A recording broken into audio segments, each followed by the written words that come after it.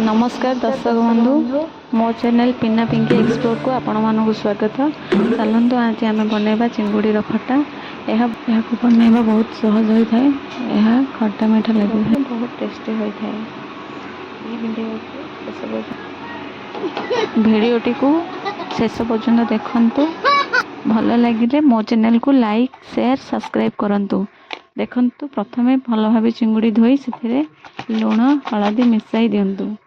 यहाँ भल भाव मिसाई को गरम करी चिंगुड़ी पकाई यहाँ भल भाव फ्राए करूँ।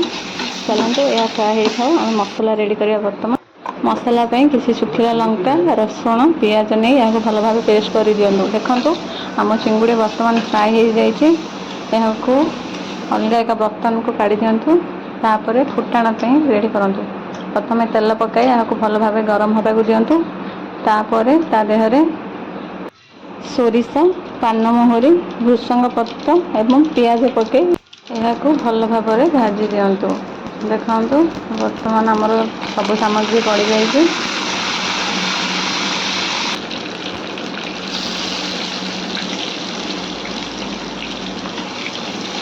पियाजटी को आम गोल्डन ब्राउन कलर भाजला टमाटो दे भल भाव भाजवाई लुण किसी पकड़ा कारण लुण पकड़े यह भल भाव भाजी होता है।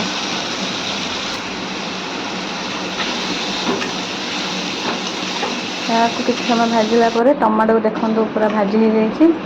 टमाटो भाजीला मसला को ऐड करूँ। बाटी थी मसला देखो हलदी गुंड पकाई यहाँ भल भाव भाजी दिंतु। चिंगुड़ी खटा को खट्टा रखापी किसी तेंतुड़ी व्यवहार करें। आपण पाखे जदि आंबुल थाए ताहले आपण आंबुल को भी नहीं पारे। देखो बर्तमान मसला आमर भल भाव फ्राए हो जाए।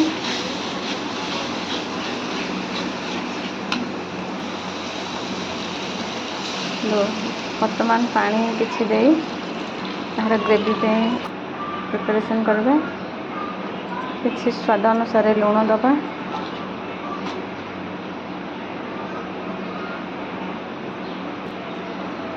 यह टिके गरम होला परे मीठा चीनी व्यवहार करें।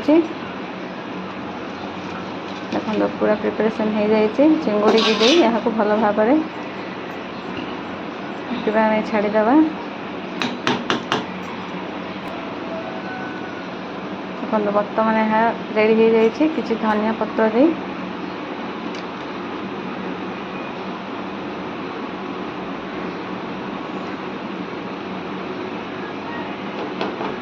देखो बर्तमान रेडी हो जाए चिंगुड़ी खट्टा। आपण भी